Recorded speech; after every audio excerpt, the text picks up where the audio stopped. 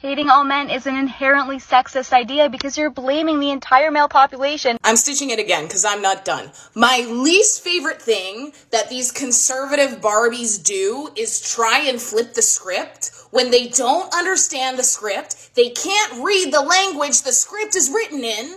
And now they want to try and flip it. If you can't understand that society functions with main groupings of people as systems to give certain people power over others, then why are you talking about sexism? Because you don't understand it. It's a system. It's not an individual thing. When people criticize men, they are criticizing the system that is the patriarchy.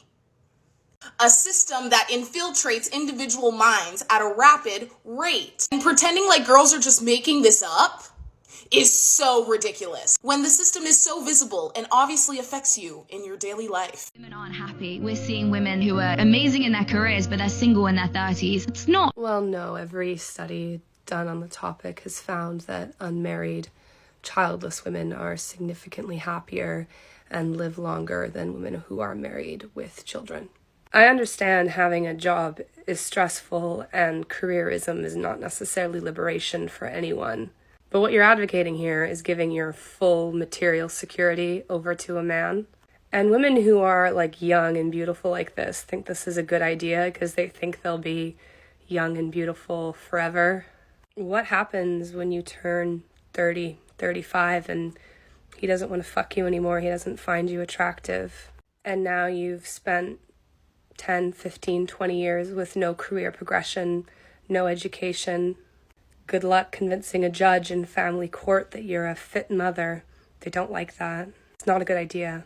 If you got a girlfriend that's going and she's married and she's flirting with other guys, let her do her thing. It's not your business. The girls' trip, you're supposed to have an amazing time, and what happens on the trip stays on the trip. The only married girl, I ended up rooming with somebody that was single. At the end of a fun night, she wanted to bring someone back. And I'm like, there's 2 guys in my room. Like, She picked 2 guys?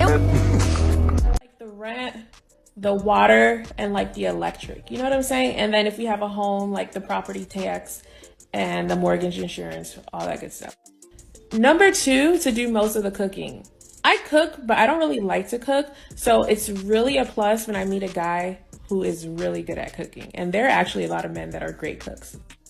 Number 3, the dishes. I don't like doing the dishes, so it would be great to have a man that just took that chore off of my hands because I don't like to do the dishes.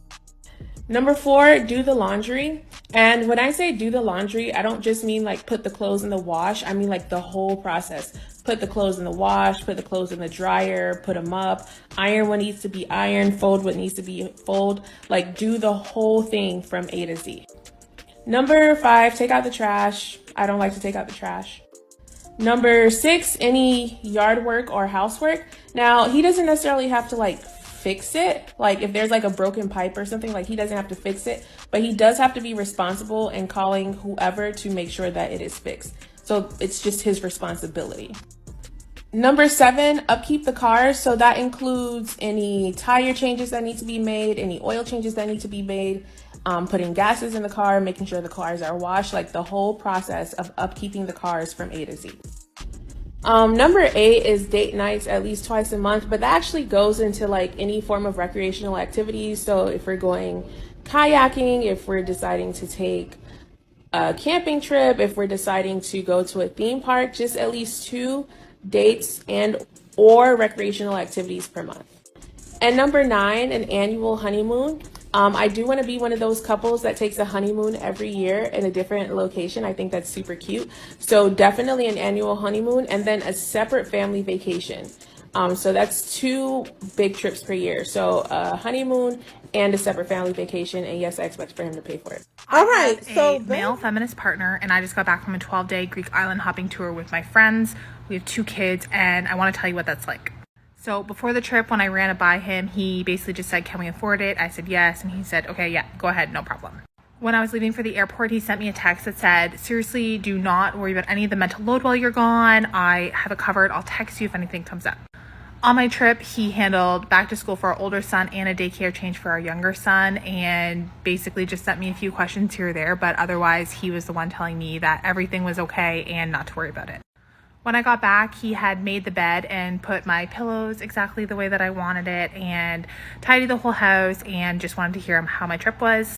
This weekend, he did all of my laundry and is folding it and putting it away. He also told me that while on the trip, he understood that I'm taking on way more of the mental load than he is, and he told me solutions of how he thought we could solve that.